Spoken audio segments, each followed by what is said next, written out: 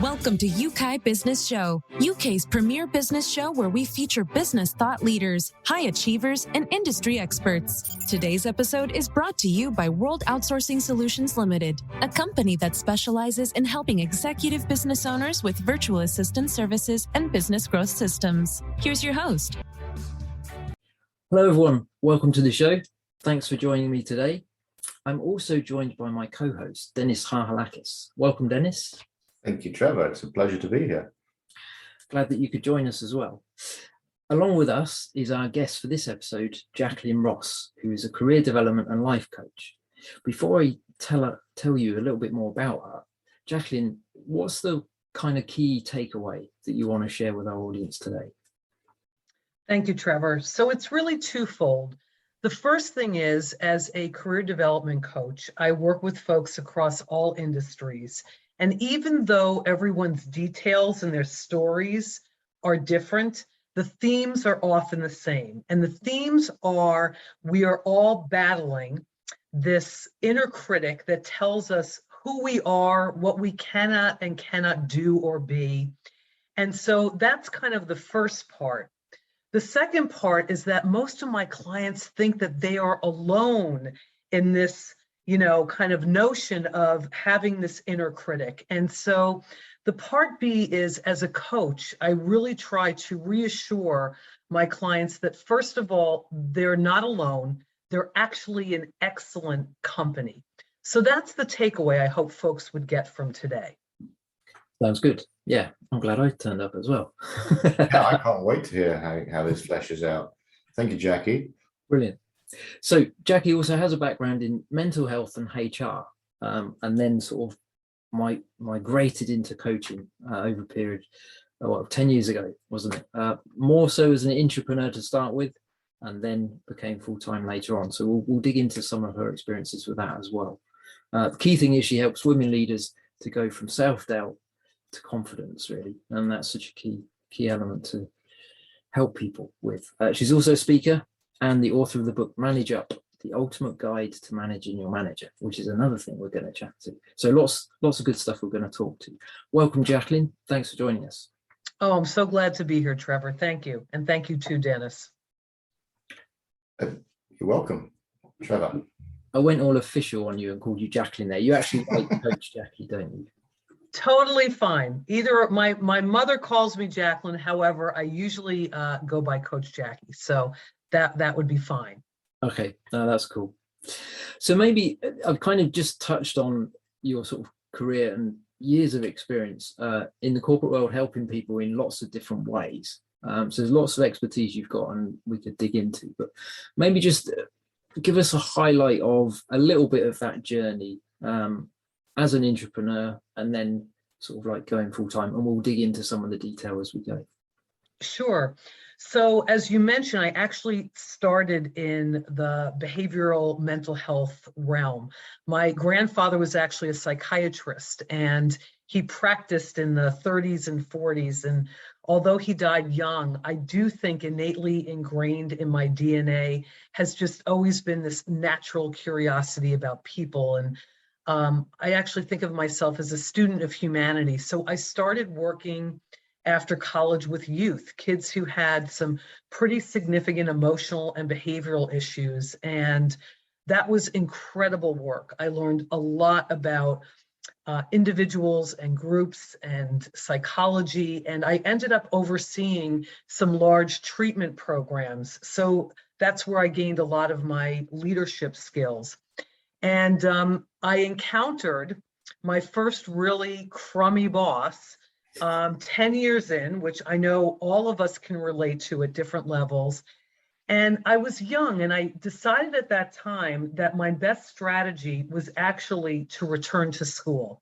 So I went back to school and got my master's, and I pivoted into the world of human resources. And I did so because I think there's this natural bridge and marriage with behavioral health and mental health and HR, because HR is kind of the place where issues come to be resolved.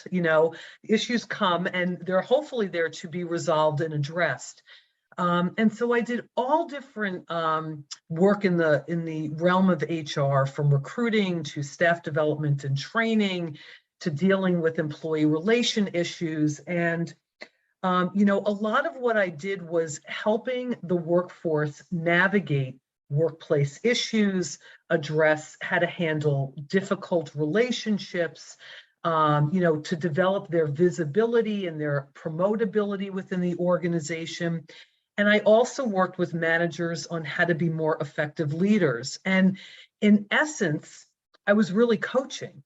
And my supervisor at the time, you know, fast forward 10 years from that point, was she shared with me, she's like, Jackie, you would make an awesome life coach. And this was like in 2008. And I really hadn't heard of a life coach, you know, back then. That was about 14 years ago. And so I literally went home that night, Googled it, and found Tony Robbins and all these great coaches. And when I read about what coaching was about, it really sounded like a natural fit. So I got certified, and I started practicing, opening up my business as I was still working within an organization. And I really felt that my coaching really supported and enhanced my HR work, and vice versa.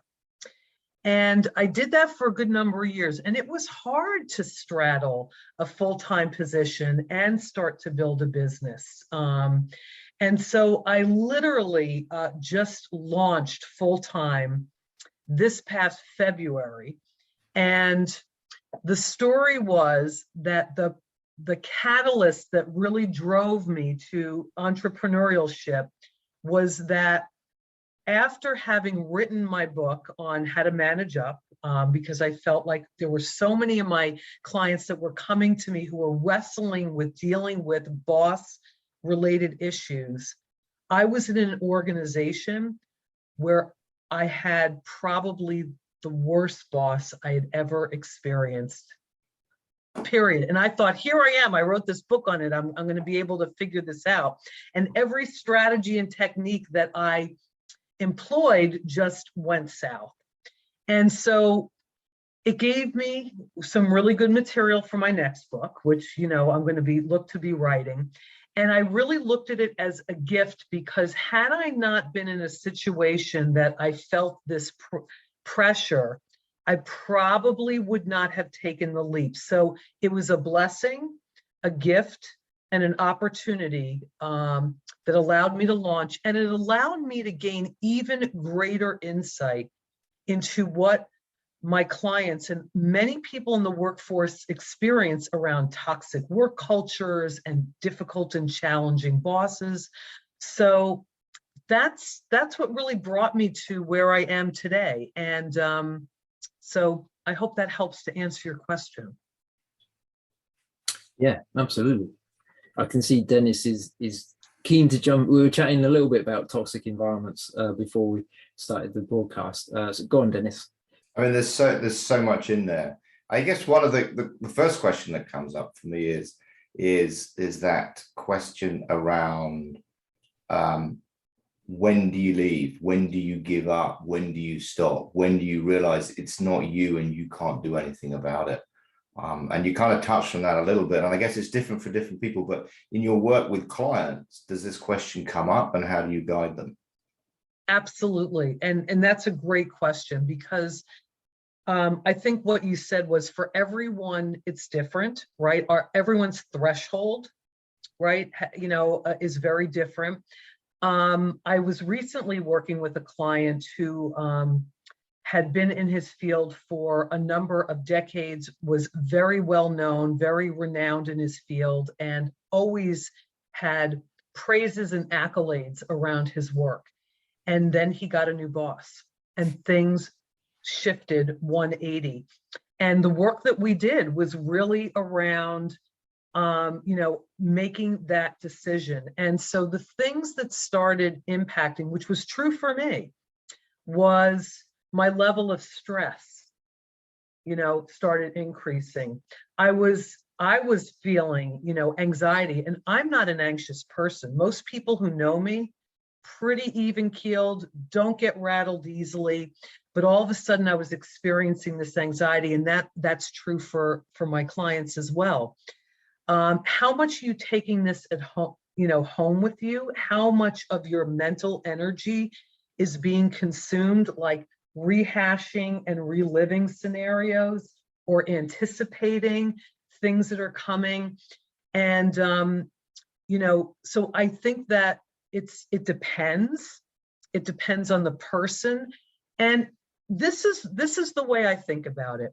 Everything is relational, right? Everything that we do is really based on relationships. And so the work experience is also a relationship. And if the relationship is not working, right? Like if there's not, if you're not feeling like there's a value and benefit for you to be there, that there's no potential maybe for growth, that there's no alternative. And if you've, used all of your strategies and you just realize like, we're not compatible. This is not a tenable relationship. It's not an easy decision, knowing that our livelihood depends on our work, right? Like, we don't often, most of us don't just have the ability to say, I'm out of here or I resign. Sure. But, I think that if you know yourself well enough and know what those tipping points are. And I knew for me, certain scenarios that I just said, this is not working and it's not going to get better. And the decision has to come from me. Yeah. And I think what's really important about that is that you as a coach can see the bigger picture. Whereas when you're in it, it's a little bit worse. It's a little bit worse. There's this marginal attrition. And you're never really looking at it in the whole, but you're stepping back and going, well, hang on a minute. In the last 6 months, you've gone from top employee to bottom, and this whole thing, it gets a little bit worse every day, but in the whole, and it's making you feel unsafe. Absolutely. So you're talking about like being able to zoom out, right? You're not in the day-to-day kind of living of it, but being able as a coach to zoom out and see that. Absolutely. Yeah. It's interesting, isn't it? I was thinking as well, in that journey of being in an environment, getting to the point where actually enough's enough, I'm going to step out, whatever. We talk about the inner critic, and there's got to be times when it must be my fault. If I'm not getting on with my boss, it must be my fault or whatever. And we start to go sort of quite introspective. To some extent, there's value in doing that. I think, we can't just point the finger at everybody else. But how did you kind of get to the point where you overcame your inner critic with regards to that and realized, actually, I'm all right. This just isn't compatible with it. We're just not working together anymore. It's the end of a chapter, the end of a season, however you want to put it. How did you kind of get to that point? Because I'm sure that's what you draw on a lot to help the clients as well. Yeah, it's a great question. I really rely on my board of directors, all the people I have around me in my personal and professional world that are my wise counsel. I have a coach. I've been working with a coach for 7 years, and we connected at a coaching conference. And so really utilizing that forum to address, what are some options, what are kind of my best paths potentially moving forward. And there is a point where you definitely start to question your own abilities. Like, is it me? Is there something that I'm doing that's contributing? And there's absolutely healthy, reflective pieces that we should be evaluating ourselves. And it's also important to know that for me, at least, that when I was starting to check in with people and kind of bounce off scenarios, and I actually, in addition to my coach, my former supervisor is one of my all-time mentors and who I admire and respect. And so it's really about being able to share that information. And when you have supports, when you have, let's say, a coach that you can work and access and talk these issues through, sometimes when you say things out loud, they it becomes, they become alive and they live.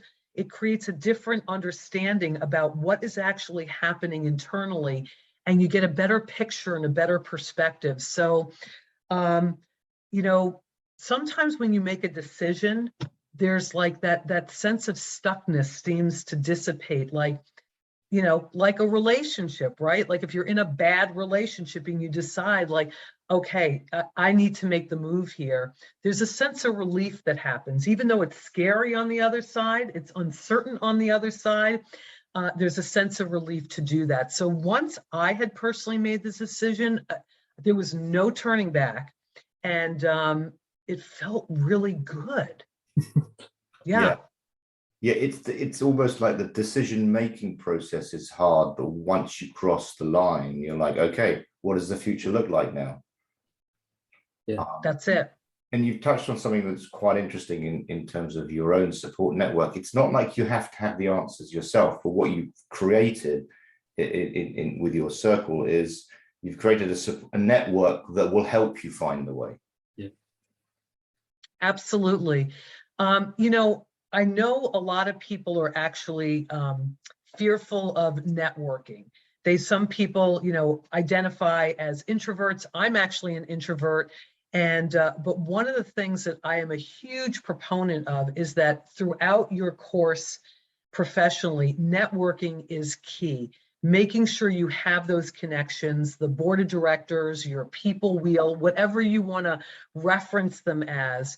And they're not just folks who are there when you are looking for a job or when you need something. It's those people that are there that you have this collaborative relationship that you can bounce things off of. And so having a host of other people as sounding boards is so critically important, because sometimes we get, you know, when we're in the situation, I think as you were referring to earlier, we're in the minutia of it. We're in the throes of it emotionally and physically and in every realm. And having those other folks kind of ask questions that make us like think more broadly is super helpful.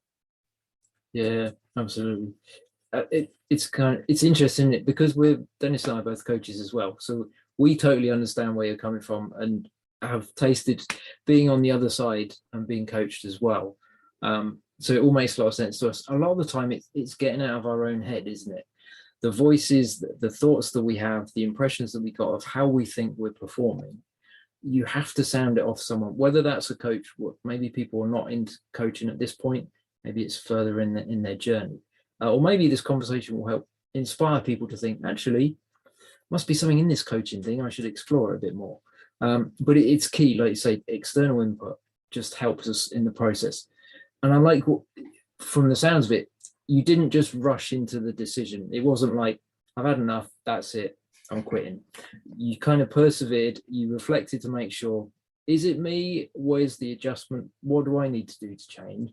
And how can I try and sort of manage up so that there's more harmony?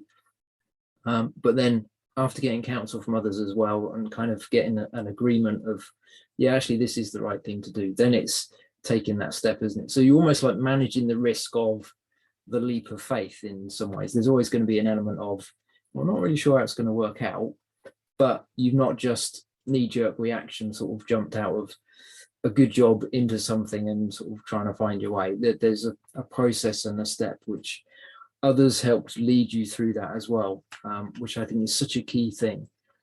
We never grow out of that, do we? Whatever we are corporately, whatever we do professionally, we always need that input from other people at some point. And to some extent, it's having the humility to ask for that help as well, because we do like to try and feel like we're in control of our own lives all the time. And sometimes not asking for help is the very thing that trips us up a lot of the time. All good stuff. I know it's to enjoy it. Yeah, go on, Dennis. I'd add to that, it's not just about humility. I think there's a misconception that asking for help is giving up. Asking for help is not giving up. And I find that, you know, when I work with clients, asking for help is telling people that you're not giving up. Yeah. It's saying, I can't work this out myself, but I'm not giving up. does this sound reasonable to you? You know, and Jackie did this lovely thing, which is externalizing. When you take the words that your boss has said to you and you say, and you externalize them and you put them and they come out of your own mouth, you go, oh my God, did they really say that to me? That's even before your friends come go, oh, did they really say that to you? It's a very powerful process. I mean, that's part of getting people to tell their stories is understanding that. So absolutely fantastic. What I'm curious about is there's a lot of stuff in the corporate space about managing down and managing employees, and there's a lot of emphasis in HR, and you've just gone and flipped it round and gone, well, actually, you also need to understand about managing up. Was there a light bulb moment for you, or how did that come about? Well, it's funny because what I was encountering were so many of my clients were coming to me wrestling with boss-related issues, and that most leaders learn how to manage essentially their direct reports, right? Yeah. And we don't necessarily learn how do we manage at a peer level, how do we manage, you know, at all different levels within the organization. And so really thinking about really taking my counseling background and my behavioral health background, because a lot of what you do in counseling is build relationships, right? And in order to build relationships, you have to get to know people. You have to get to know what makes them tick. What do they like? What do they dislike? What are their pain points? What is their communication style? What are those low-level behaviors that let you know something's up, right? And how you need to kind of differentiate your strategy. Well, the same is true for anyone else that you're encountering, and it's even more true for your managers. But one of the things that I always had a sense about was that our managers are one source of information, support to us. And they have their own strengths and their own things that they do well. And they also have things that are just not necessarily their shtick, right? Not in their wheelhouse. And one of the important things as, you know, an employee is to figure out, what can I learn about my manager that I can take advantage of, like seize and optimize from, not in a deceitful or bad way, but how can I maximize what they can kind of help me in, you know, how they can help me in terms of my growth, and what are they missing in order for me to know where else do I need to go? Like, what other kinds of networks and supports do I need to identify and obtain in order to help me grow in the most holistic way? So our managers are one source of support. I mean, they have a pretty important, position in the sense that they can really make or break our experience in our profession, in our working world. But they are just one source. And so in terms of managing up, it's also about really building this professional network. And so a lot of what I do with my coaching clients is, like, from the onset, really look at who are their networking communities, and how do they start to utilize who they already have and also grow who they can access, whether it's internal to the organization or external. And especially for entrepreneurs, networking is key. It's probably, like, I would say probably one of the top most important areas to focus on. Sure. Yeah, I mean, entrepreneurs have to wear many hats. So they need people to bounce ideas off. They need to understand whether this makes sense or what I should be doing here or there, as opposed to the core area, which is what they really focused on when they wanted to set up their business. They have to be head of accounts, head of HR, head of ops, head of marketing, head of sales, all those things that you have to do when you run your own business.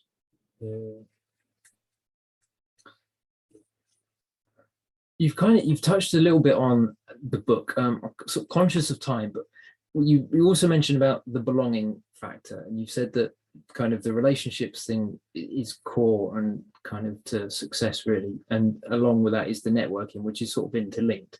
Anything else you want to sort of share on that, just in the sort of last few minutes? Well, I actually want to go back to what we said in the very beginning about the inner critic, because I'm not sure how much that I touched on, but I think that what is part of our human condition is that we all have this saboteur, this judge, and part of my work as a mental fitness coach as well is through an organization called Positive Intelligence, and I walk people through a 6-week mental fitness program. But a lot of that work that is universal is us battling this inner critic, this judge that really tells us who we are, what we can and cannot do. And for some of us, the judge can be pretty loud and accusatory and belittling. And for others, at times, it could be more condescending and sarcastic, or come off in a very softer voice, but is often pretty omnipresent, right, with us. And so a lot of the work that we do is really internal stuff about how do we reduce and minimize this voice that will be with us through the rest of our, years. And how do we start to shift and activate parts of ourselves where we can become more self-compassionate, more empathic, more curious, more open to possibilities.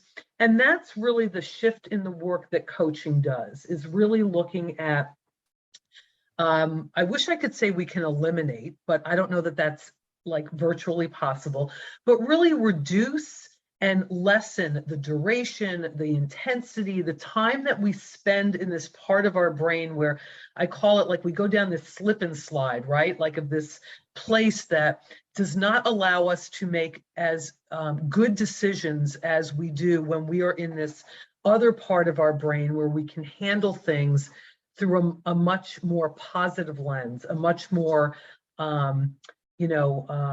open to possibilities perspective. So a lot of the work is really about managing this inner critic and shifting into more positive ways of managing our challenges. Because today people are more stressed, more overwhelmed, more burnt out than I think I've seen people, before. So I think that's a key piece. Absolutely. So quickly share one nugget or one strategy in the whole mental fitness. Obviously there's a whole curriculum and stuff, but what would be one sort of thing people can grab hold of and maybe start implementing straight away? Perfect. So it's really about getting out of your head and into your body. So if you can literally shift into focusing on one physical sensation, for example, wherever you are. So for right now, if you look at, grab something on your desk, and if you can literally put it in your hand and feel it, and feel the texture of the object, feel the temperature. And even though you might be getting hijacked by, again, trying to get strayed back into this negative mindset, keep pulling yourself back into your body and really helping yourself get grounded and present. That's when we can make the best and healthiest and most positive choices about the direction we want to go, as opposed to when we're in this negative mindset. So focusing on one physical sensation for 60 to 90 seconds. And if you do that several times throughout the day, as much as you can, it's going to build these mental muscles, just like you build your physical muscles in order to get physically fit. You don't just go to the gym one day and do 1,000 reps and walk out and say, yay, I'm fit. The same thing is true with mental fitness. You have to consistently build these muscles to help you deal with challenges, both small, medium, and large. That's really good. Yeah, makes a lot of sense. Conscious of time, how can people, if they want to explore the mental fitness course or kind of touch base, inquire a bit more about coaching with you, what's the best way for them to do that? They can go right to my website. It's Coach Jackie Ross, and Ross is like Diana Ross, ROSS.com. And you can book a session online. It's free. I'm happy to chat with people and talk about what options and really to explore their current situation. They can email me at jackie@coachjackieross.com as well. They can also go to my LinkedIn and certainly message me there.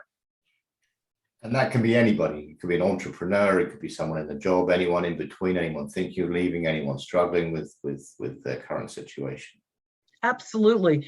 And, you know, I also have a huge network of coaches who specialize in different areas. And if someone is not a right fit, or they wouldn't be the best match for me or vice versa, and I know someone else in my network, I would absolutely refer them out to someone who might be a better fit. But yes, anyone intra or entrepreneur who's just, you know, struggling in their, you know, professional world and want their situation to be different.